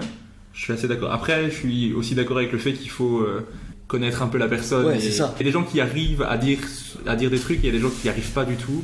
Mais ouais, puis c'est délicat d'avoir. Excuse-moi, je me présente. En fait, je m'appelle Jason. Est-ce que t'as fait ça aurait été mieux si tu fais ça. Ok, mais t'es qui en fait? Je te connais pas. Il y a aussi des avis complètement claqués aussi. Ah ouais, de ouf. Donc ne me parle pas en fait. Après, en 2015, tu assistes au Marrakech du Rire, mais en tant que spectateur, parce que tu venais d'intégrer la troupe. Puis après, en 2016, tu joues pour la première fois sur cette scène du Marrakech du Rire. Comment ça s'est passé pour toi, le premier? Voilà. Ah, c'est de la folie. En plus, je t'ai dit, on sortait de la tournée, on était... tu te retrouves à Marrakech, il fait beau, t'es dans un bel hôtel, machin, c'est les vacances. C'est vraiment la colonie de vacances, avec en plus le spectacle devant 3000 personnes. Donc alors là, c'était de la folie. Depuis, tu as joué aussi au festival de Montreux. Est-ce que c'est un stress supplémentaire de jouer dans ces festivals et tout ça ou pas? Bah moi, je suis pas de nature stressée. Donc ça va. Et peut-être qu'à l'époque, un peu, quand il y avait des captations, je stressais quand même un peu. Mais surtout les caméras qui me faisaient chier. En fait, j'aime pas jouer pour les caméras, j'aime bien jouer pour le public, tu vois. Et justement, aujourd'hui, j'ai appris à oublier les caméras et à juste jouer pour le public qui est en face de moi, tu vois. Donc ça m'a aussi beaucoup aidé, mais non, je suis pas de nature... Avant, oui, il y a quelques années, je t'aurais dit, mes premiers passages Comedy Club, j'avais quand même un peu... c'était un peu stressant. Mais là, maintenant, aujourd'hui, j'en ai rien à foutre à un niveau Ah, tu peux me faire jouer n'importe où, je m'en fous. 1000, 2000, 30, 20, 10 personnes, 40, mais j'en ai rien à foutre. Là, c'est moi qui suis jaloux maintenant. Mais il y a plusieurs humoristes qui m'ont dit dans le podcast qu'ils sont devenus moins stressés à ton contact que ton exemple de gars détendus avant, après et pendant la scène. Ça les avait aidés, mais ça vient d'où cette détente? Comment est-ce que je peux l'avoir? Comment ça se... Bah, en fait, faut le secret. Enfin, je sais pas si c'est le secret, mais je crois qu'il faut juste s'en foutre en fait. En fait, le truc c'est que je joue tellement. Je joue tous les soirs. C'est-à-dire que je sais que ça marche, je sais que je suis bon. C'est pas de la prétention, mais c'est factuel en fait. Ça marche. Donc, pourquoi je vais avoir peur? Je sais que ça marche. Puis même si ça marche pas, ils rigolent pas. Bah, ils rigolent pas. Ce sera, je sais pas combien il y a de personnes ce soir, 300 ou 500 ou même 200 ou même 1000. Bah, eux, ils vont pas rigoler, puis voilà, c'est pas grave. Est-ce que quelqu'un va mourir ce soir à cause de ça? Je ne pense pas. Donc en vrai, il n'y a aucune raison de stresser en fait. Parce qu'il n'y a rien de grave. Le pire qui puisse t'arriver, c'est que les gens ne rigolent pas. C'est ça le pire. Et franchement, c'est pas si grave que ça en vrai. Je veux dire, les gens ils vont rentrer chez eux, ils vont être en vie, ils auront peut-être pas rigolé, mais ça va, leur soirée elle est pas foutue, leur vie elle est pas foutue. Puis les gens ils vont t'oublier, non mais ils reçoivent une facture, et ça y est, t'existes plus. Hein. Donc c'est ça en fait, une fois que tu dis le pire qui puisse t'arriver, ils vont pas rigoler. Ok, c'est que ça. Mais c'est vrai mais des fois il y a des scènes où t'as ce truc de si je bide on me rappellera pas. Mais ça parce que c'est le début. Enfin, oui. Moi j'ai pas ça parce que les gens me connaissent et on va me rappeler, tu vois ce que je veux dire. Donc au début je peux comprendre cette même si en vrai de vrai, moi je vais plus respecter quelqu'un qui va tenter et bider que quelqu'un qui va faire des trucs qu'il fait depuis 10 ans et qui va marcher. Oui. Moi le bide pour moi c'est total respect, tu vois. Ouais, j'avais entendu, c'est un truc qui avait fait un petit déclic que j'avais entendu que tu disais. C'était il vaut mieux quelqu'un qui fait bide, c'est génial, que quelqu'un qui fait bien. Bah ouais. Et c'est tout. Ouais, c'est ça. Faut bider pour que ça soit bien. J'aime bien les gens qui savent ça, parce que tous les humoristes sont pas à fond avec ça. Ils vont voir que tu bides, pour eux c'est mort. On s'en fout. On joue pas pour les autres humoristes en fait. Hein. Non, mais je veux dire pour les programmateurs. Pour être rappelé, pour être oui, ça c'est encore autre chose, ouais. Bah au début c'est sûr qu'il faut d'abord bien marcher. Donc tu te fais ton passage où ça marche bien, puis une fois que les gens savent que tu marches bien, après c'est bon. Et il y a ça aussi, faut surtout s'enlever de la tête qu'on joue pour les autres humoristes. Mais la vie des autres humoristes, je m'en tape à un niveau. Parce que c'est pas eux qui viennent dans la salle en fait. Puis même s'ils viennent, je les invite, ils payent même pas. Donc honnêtement, après en fait le truc c'est que c'est hyper important d'avoir le respect de ses pairs. Moi, c'est trop bien quand t'as tes collègues qui te disent que tu fais du bon travail. Ça, franchement, c'est inestimable. En vrai de vrai, on joue évidemment, on est content d'avoir le public et tout, mais il y a une fierté supplémentaire que des professionnels qui font ton métier te disent c'est bien, parce que ils ont cette légitimité entre guillemets. Mais à contrario, il faut pas avoir peur qu'ils pensent que t'es pas drôle. Ça, je m'en fous. Qu'ils aiment bien, je suis trop content. Qu'ils aiment pas, force à vous, je m'en fous. J'espère un jour faire un podcast et avoir cette détente de dire moi je m'en fous. Ça serait un énorme progrès, mais pourquoi pas. Est-ce que toi tu vois une différence entre les publics quand tu joues en Suisse, en France, en Belgique, au Québec? Au Québec tu disais que les gens étaient plus habitués au stand-up et du coup ils captaient plus facilement et tout ça, mais est-ce que entre Belgique, France, Suisse tu vois une différence ou... oui quand même. Belgique, le meilleur public du monde. Ensuite le Québec. Ouais, Belgique c'est de la folie. Belgique, franchement, c'est un public, tout le monde te le dira de toute façon, Belgique, c'est un public incroyable. La Suisse, ils sont très très bons aussi. Hein. Vraiment fort. Hein. Après, t'as des villes où on sent que le public est plus chaleureux et plus chaud. Donc, il y a des zones vraiment où le public est plus chaud, on le sait. Hein. Donc, c'est une vraie vérité, quoi. Tu vois, après, ça veut pas dire que les autres villes sont claquées. Hein. Ça veut juste dire que c'est des ambiances, quoi. Ouais. Okay. Mais Belgique, franchement, top niveau. Niveau public, rien à dire. Bah ça fait plaisir. Ouais. C'est quoi ta meilleure scène depuis le début que tu fais du stand-up? Oh, c'est dur à dire ça. Il y en a eu tellement des biens. Il y a eu Marrakech, il y a eu Bercy, il y a eu Cirque Royal, il y a eu toutes les scènes du Québec. Il y en a tellement. J'ai pas une comme ça qui m'a... Quand j'ai dit la Cigale, c'était de la folie. Quand j'ai dit meilleure scène, il n'y en a pas une qui a popé directement? Non. Sarfati, c'est incroyable à jouer. Sarfati, j'ai eu l'occasion d'aller voir quand je suis allé à Paris début mars. Magnifique cette scène. Ouais, c'est trop bien. Magnifique tout en fait. Tout est tellement stylé. Ah ouais, non, c'est fabuleux. Mais au Paname, en vrai, à l'époque, on a vécu des grosses soirées. Hein. Donc en vrai, non, j'ai pas eu une salle. Non. Okay. Mais si je te dis la pire, là, ça vient tout de suite ou Même pas. Même pas. Ouais, il y en a eu plein des pires aussi. Hein. Ensuite, tu as créé ton premier spectacle qui s'appelait Je sais ce que je fais. De quoi il parlait ce premier spectacle? Oh, c'était nul. Oh, je me rappelle. Bah, en fait, c'est ça le problème du spectacle, c'est que ça parlait de tellement de choses. Il y avait 1 milliard de sujets. Il y avait 2 blagues. Du coup, je parlais de rien en fait. Okay, ouais. Tu sais, quand tu fais 2 blagues sur un sujet, tu dis rien en fait. T'as vu là, mon spectacle, là, je te l'ai fait en 4 blocs. Et c'est vraiment ça, il y a 4 blocs. Donc du coup, tu prends le temps de parler de certaines choses. Là, le premier, vas-y, c'était juste des blagues en fait. C'était une succession de blagues en fait, sur 1 milliard de sujets. Donc finalement, il n'y a rien. Et est-ce que tu penses que tu as été trop vite au premier spectacle? Ouais, sûrement. Mais je pense que mon premier passage Comedy Club, il a été un peu prématuré. Je pense pas que j'étais prêt. Ça s'est bien passé en plus, hein. Ça s'est hyper bien passé. Excellent retour, ça a bien marché. Hein. Mais j'étais pas prêt en vrai. Si je pouvais retourner en arrière, ça c'est un truc que je ferais pas. Même si je suis fier de l'avoir fait, ça s'est bien passé, très cool, hein, mais je l'aurais fait plus tard. Je l'aurais repoussé d'au moins 3 ans, je pense. Alors que ça m'a lancé. Hein. Oui. Depuis là, ça va. Mais j'entends souvent que tu dis ça, et d'ailleurs c'est les gens de ton équipe qui s'occupent de ta com disent d'arrêter de le faire, de dire venez me voir, dans 15 ans je serai bon, mais venez me voir maintenant au niveau où j'en suis. Ouais, bah c'est ça la vérité. Hein. Si on est honnête, c'est ça. Hein. C'est ça, enfin t'es pas bon au début. Puis même si tu crois que tu l'es, même aujourd'hui c'est bien, franchement c'est bien. Mais c'est pas encore le niveau que j'envisage d'avoir, tu vois. Donc on avance et c'est normal aussi. Il n'y a pas de magie dans le stand-up. Il n'y a que l'expérience qui te fait être plus fort. L'expérience. Donc du coup, tu peux pas tricher. Et donc il faut être en paix avec l'idée de se dire pour le moment je fais de la merde. Ouais, bah oui. Ouais. Chaud quand même. Ouais, mais il faut accepter en fait. Il faut accepter que. En fait, il faut kiffer ce que tu es en train de faire. Prendre du plaisir en le faisant, mais il faut bien se mettre en tête que ce sera, quand tu vas regarder dans 3 ans ce que tu faisais, tu vas dire c'était pourri. Et c'est bon signe. Et c'est bon signe, bah oui. Alors niveau écriture, je pense que toi t'es du genre à écrire des notes tous les jours dans ton téléphone et que environ toutes les 2 semaines tu reprends sur papier, tu regardes ce qui est exploitable ou pas, mais tu jettes jamais rien. Non. Et après tu testes sur des plateaux, il t'arrive même de monter genre au Paname pour 1 minute, j'ai entendu ça dans Dinguery Room, j'étais là pour 1 minute. Tester une idée et repartir. Qu'est-ce qui t'inspire pour écrire, pour avoir des notes tous les jours? Je sais même pas si j'en ai tous les jours, hein. J'en ai régulièrement, mais bah c'est tout con, dès que tu penses à un truc, tu notes, hein, c'est tout. Marrant, pas marrant, on s'en fout, dès que t'as un truc en tête, hop, je note. Je sais même pas c'est quoi mes dernières notes tellement. C'est sûrement de la merde. Hein. J'allais te demander c'est quoi ta dernière note justement. Là j'ai noté, port du masque dans un cimetière, ça va un peu loin. Je pense que l'idée c'était tu vas pas tuer des gens qui sont déjà morts, quoi. C'est ma dernière note. Moi, ma dernière note, c'est j'aimerais que toutes mes interactions sociales soient un podcast. Ce serait chiant.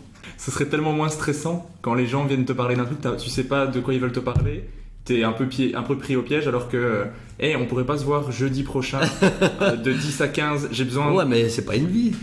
Ouais, mais comme ça je sais, je dis pas pour les gens avec qui t'es, peut-être pas toutes les interactions sociales, certaines interactions sociales, de gens que tu croises dans la rue, que tu les as plus vus depuis 10 ans, tu sais genre je sais pas de quoi ils vont me parler, alors je vais te parler demain, entre 10 et 11 heures, de la météo.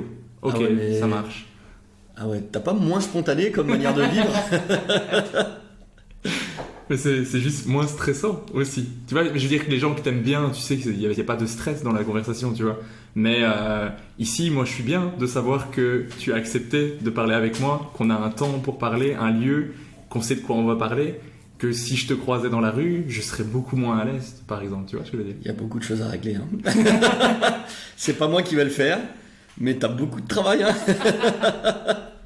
On continue la thérapie, qu'est-ce que vous voulez? C'est l'épisode thérapie cette fois-ci. D'habitude c'est plus compliment, aujourd'hui c'est thérapie. Mais voilà, je sais pas, j'ai besoin de me confier aujourd'hui.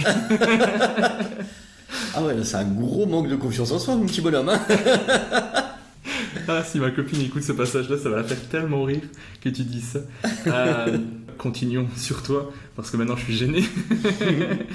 Ensuite, le 23 janvier 2018, il y a Adib Al-Khalidé, dont on parlait tout à l'heure, qui te contacte car il a été choisi par Netflix pour intégrer l'émission des humoristes du monde pour le Canada et donc faire un passage de 30 minutes pour Netflix et il aimerait ton aide, ce que tu acceptes. Mais 2 jours après, c'est toi qu'on contacte à ton tour pour représenter la France et donc jouer une demi-heure sur Netflix. Comment tu réagis à ces deux informations?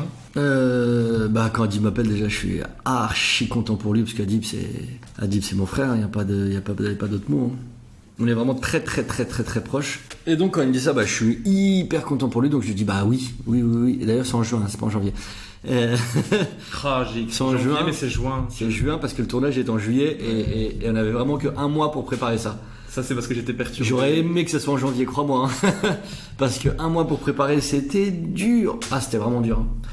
Donc, du coup, Adi m'appelle. Je lui dis, mes frères, mais go. J'arrive en plus, je devais arriver, je crois, 10 jours après au Québec.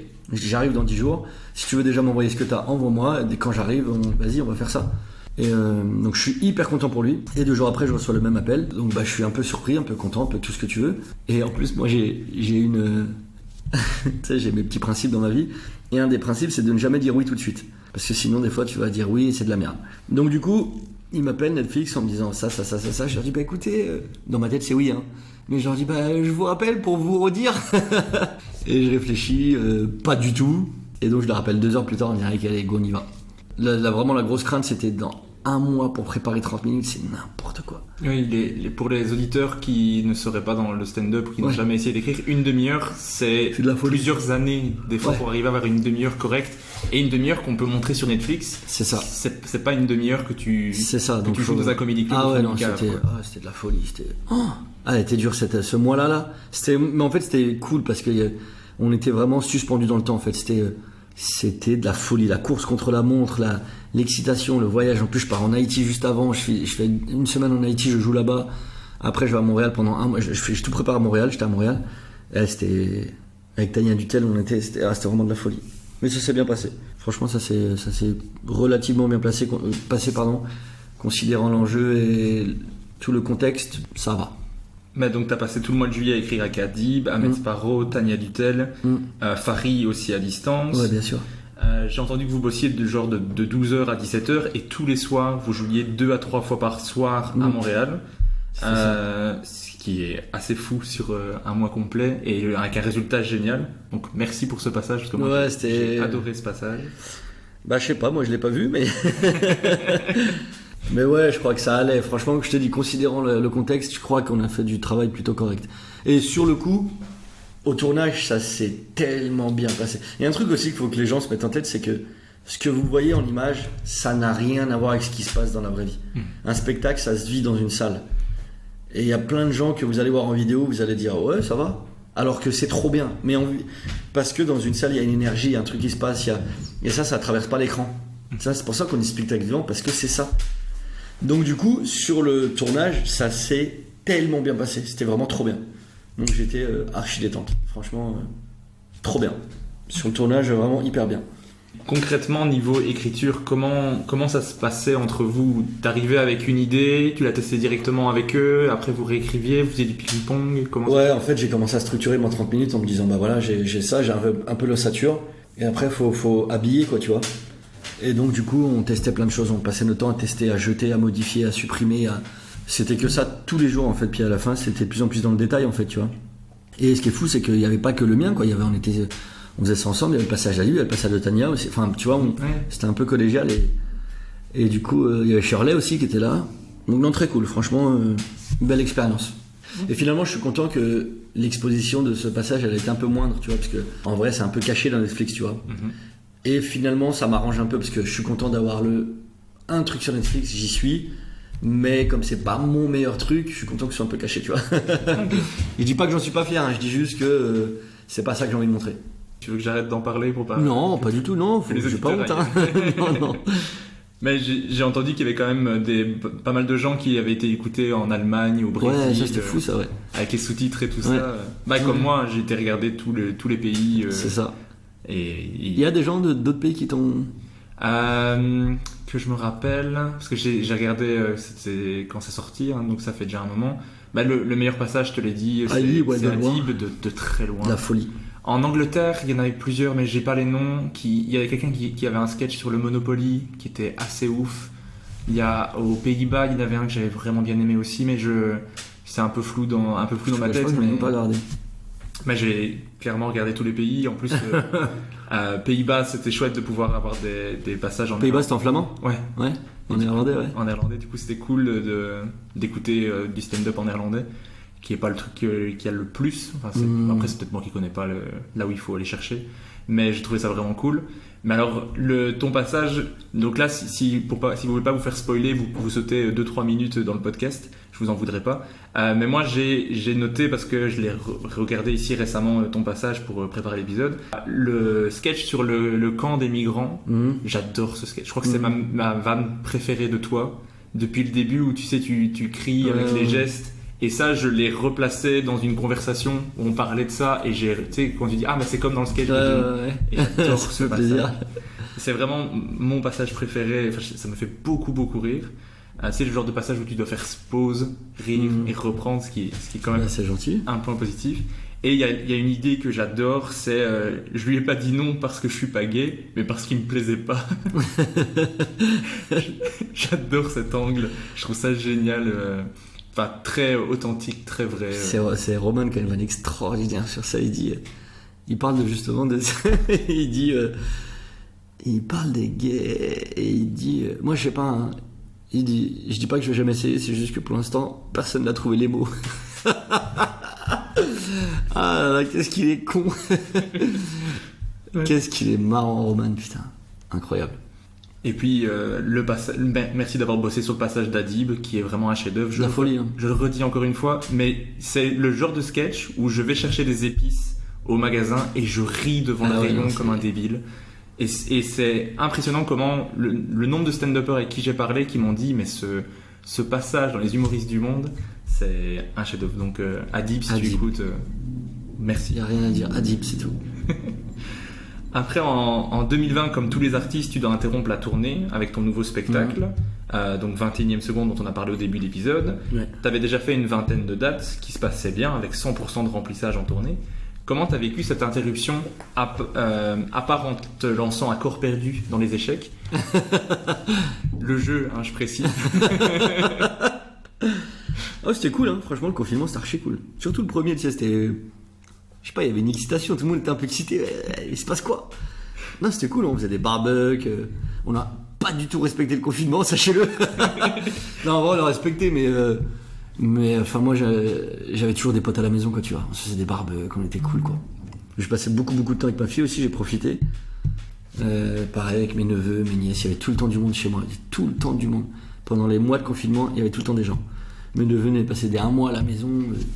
Chez moi, c'est le paradis pour les enfants. T'as des jeux dans tous les sens, t'as trampoline, balançoire, en bas t'as une salle de gaming, enfin c'est n'importe quoi. Donc les petits kiffs. Et non, c'était trop cool. Franchement, le confinement, je l'ai hyper bien vécu. Et puis je crois que ça a fait du bien de couper un peu, tu vois. Parce que moi, je suis quelqu'un qui joue beaucoup. Peut-être un peu trop d'ailleurs parfois. Oui, j'ai vu que ton record de plateaux sur une même journée, c'est 14 plateaux sur le même jour. Ça, ouais. Qui est 14 pour moi, c'est 5 mois de stage. J'avais commencé, je crois, à 13h, 14h. Ok, donc ça a fait du bien un peu de couper, ouais. Parce que je pense que si on me l'avait pas imposé, j'aurais jamais coupé. Donc là, finalement, ça m'a fait du bien, j'ai rien foutu, c'était trop bien. Et comment s'est passée la reprise? Comment t'as vécu cette reprise? La première reprise, elle a été difficile. Pas parce que c'était difficile, mais parce que déjà il y avait des jauges. Donc ça, c'était hyper chiant. Tu te retrouves dans des grosses salles avec 40 personnes dedans, c'est ridicule. Et aussi parce qu'on a été coupé très vite en fait. Je crois qu'ils avaient rouvert en l'été, ils ont refermé fin novembre. Et moi, le spectacle, je l'ai repris en octobre, je crois. Donc tu vois, j'ai joué même pas un mois et demi, même pas. Ouais, franchement, c'était horrible. Autant le premier confinement d'arrêter, c'était très cool. Mais une deuxième fois de nous faire reprendre et re-arrêter, là par contre, c'était dur. Là, c'était dur. Enfin, dur, toute proportion gardée, ça va. On n'est pas parti en dépression, mais je veux dire, c'était chiant, quoi. Et après, la vraie reprise, une fois que ça... Alors là, par contre, là, ça fait du bien. Puis là, récemment, quand les gens ont pu retirer le masque, oh là là, quel bonheur.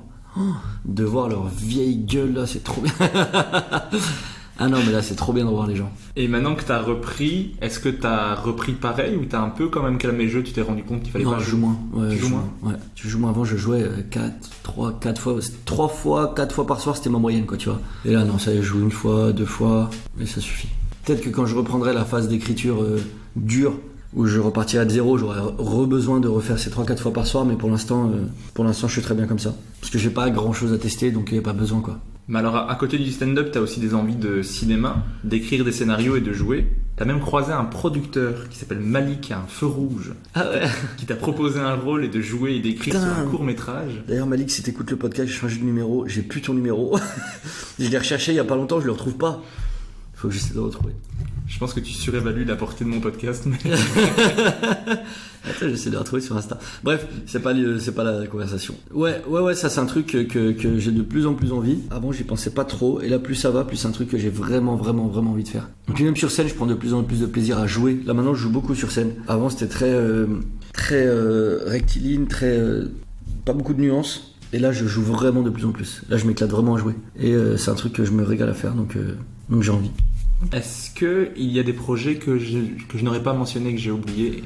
Oui, mais on peut pas tout dire. Déjà, la captation du spectacle qui va arriver très prochainement. Ensuite, il y a un projet, je te dis juste avec qui, mais je peux pas te dire quoi. Tu vas kiffer. Hein. Un projet avec Farid, Panayotis Pasco, moi, Roman Fressinet et Adib Al-Khalidé. C'est un truc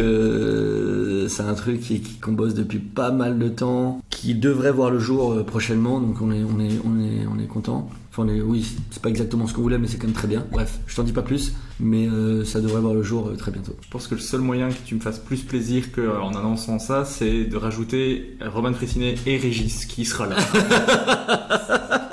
C'est le seul moyen que ça m'excite encore un petit peu plus, cette information. Ça, c'est du teasing en tout cas. Ouais, je peux pas te dire ce que c'est, je peux pas te dire quand, mais prochainement, et ça va être, je sais pas si ça va être cool, parce qu'on n'a pas encore fait, mais on a bon espoir. Alors j'ai des questions un peu plus générales niveau stand-up en général. Qu'est-ce que t'aimes le plus et qu'est-ce que tu aimes le moins dans le fait de faire de l'humour? Ce que j'aime le plus, c'est la première fois qu'une blague marche.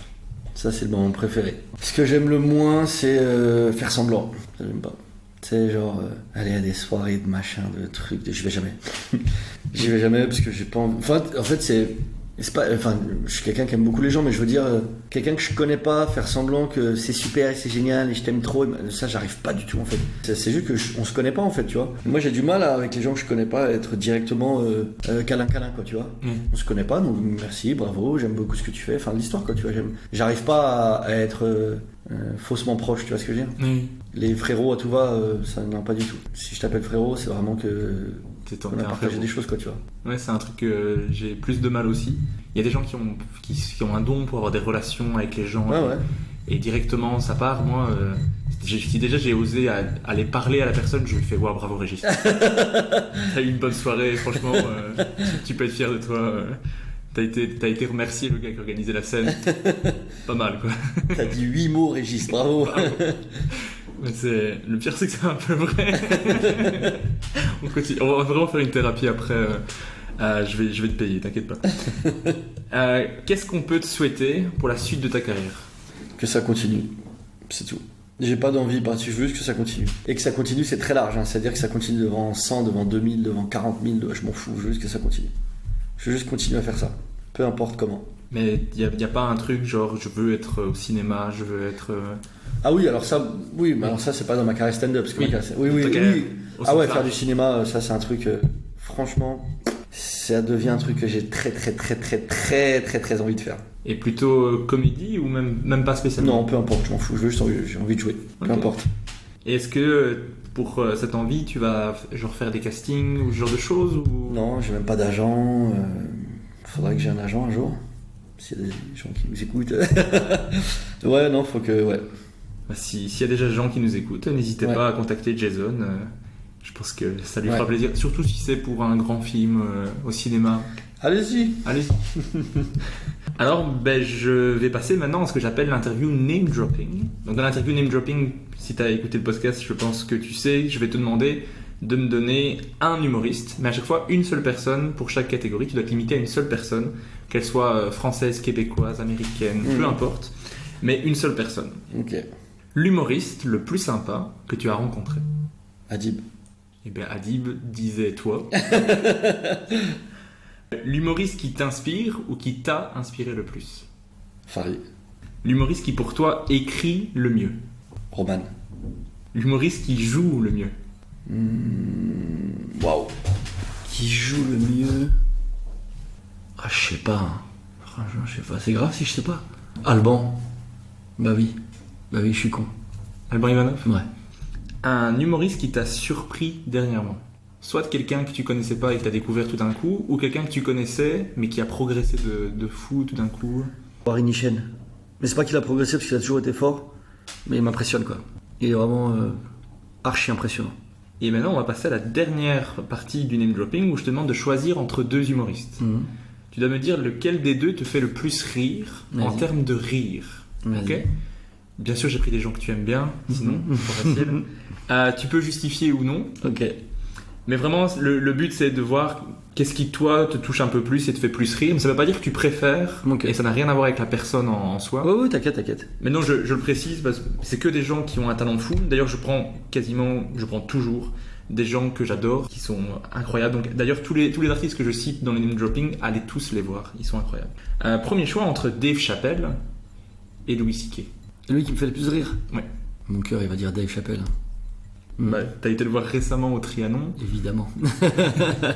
J'en profite, quelqu'un qui a été le voir, comment c'était? C'est fou, en fait, c'est sa prestance. C'est même pas tant les vannes, on s'en fout de ça, c'était lui, quoi. Lui sur scène, c'est assez impressionnant à voir. C'est la seule personne que j'ai vue, qui est plus détendue que toi. Ah non, mais lui, c'est de la folie. Ouais, vraiment, c'est archi impressionnant. Entre John Sulo et Seb Melia. Ah, John Sulo, hein. Bah, je suis tous les jours avec lui. John Sulo, c'est mon gars de ouf, hein. Et il progresse aussi énormément. Ouais, c'est dur, hein, parce qu'après, Seb Melia, il est tellement fort. Choix suivant, entre Alban Ivanov et Jamel Debbouze. Lui qui me fait le plus rire. Alban. Entre Fadili Camara et Hakim Djemili. Waouh. Ouais, je dirais Hakim quand même. Désolé, Fadili. Entre Lenny Munga et Shirley Soignon. C'est dur, hein. Ouais, je vais dire Shirley quand même. Shirley, ces derniers temps, c'est quelque chose, hein. Je vais la voir vendredi. Mon gars, ces derniers temps, elle m'a giflé. Ouais. Ah ouais. Ah bah, j'ai hâte de la voir. Mais d'ailleurs, c'est une petite exclue pour ceux qui ont écouté jusque-là. Le prochain invité après Jason, bah, c'est Shirley. Ah, trop cool. Ah ouais. Ah, Shirley, c'est du vrai stand-up, hein. Non, la vraie pureté de la chose, quoi. Trop forte. Choix suivant, entre Paul de Chavannes et Panayotis Pasco. Ouah, ça se fait pas. Oh. Alors là. Donc je précise que Paul de Chavannes écrit avec toi et tu écris avec Panayotis. C'est deux amis. Et c'est même pas pour faire de la... Mais là, honnêtement, j'ai aucune idée duquel des deux me fait le plus rire. Ah vraiment, c'est même pas pour faire genre, c'est pas de la politique là. Parce que les deux, c'est trop. Ils sont trop brillants les deux. Non, je réponds pas. Je refuse de répondre. Ça marche. Bah du coup, tu vas adorer le dernier choix. Vas-y. Entre Fari et Adib Al-Khalidé. Waouh. C'est honteux de faire ça aux gens. Qui me fait le plus rire? Je dirais Farib. Tu t'attendais pas à ça, hein? Impossible de répondre. Et encore une fois, hein, c'est pas, je suis pas en train de cacher la vérité, hein. J'ai aucune idée duquel des deux me fait le plus rire. Aucune idée. Parce que Farid, je peux le voir 40 000 fois, je suis toujours mort de rire. Et Adib, pareil. Okay. On a le droit, hein, de dire les deux, hein. De toute façon, le principe du name dropping, c'est plus de voir un peu ce qui te touche. Et je choisis. Ouais, c'est de me mettre dans la merde, c'est ça ton. C'est ça. Non, les deux, ils sont aussi fous l'un que l'autre. Mais je serais incapable de choisir. Impossible. Je crois que le seul truc qui est le petit plus d'Adib, c'est l'accent québécois qui... Ouais, c'est rigolo, quoi. C'est ça. Ça rajoute encore un truc, tu vois, mais incroyable les deux. Non. Allez les suivre tous les deux, c'est impressionnant. Et la toute dernière question, celle que je pose à chaque épisode, c'est qui est-ce que toi tu aimerais entendre dans le prochain épisode? Allez, John Sulo. Ça marche. Enfin, pour vous, parce que moi je l'entends tous les jours, mais... Mais ouais, faut que tout le monde voit à quel point c'est quelqu'un de bien, quoi. Ça marche, c'est noté. Merci beaucoup. Bah merci à toi, hein. D'avoir répondu à toutes mes questions. Avec grand plaisir. Super cool. Et merci à tous les auditeurs d'avoir écouté. Merci les auditeurs. C'est quoi? C'est Ils ont pas un petit nom? Bah, pas La encore. Rémisphère. Les yeux. Régisphère, pardon, Rémi. La La régisphère. Régisphère, non? Salut la Régisphère. C'est sympa. Ah ben voilà. Ah, ben, bonjour à toute la régisphère. Ah, si vous avez écouté le podcast jusque-là, envoyez juste régisphère. Comme ça, on sait que vous avez écouté jusque-là. Vous pouvez envoyer sur Instagram Et régisphère. sur régisphère.com, Voilà. le site qu'on vient de créer. Je vais devoir rajouter ça. Merci beaucoup. Merci à toi.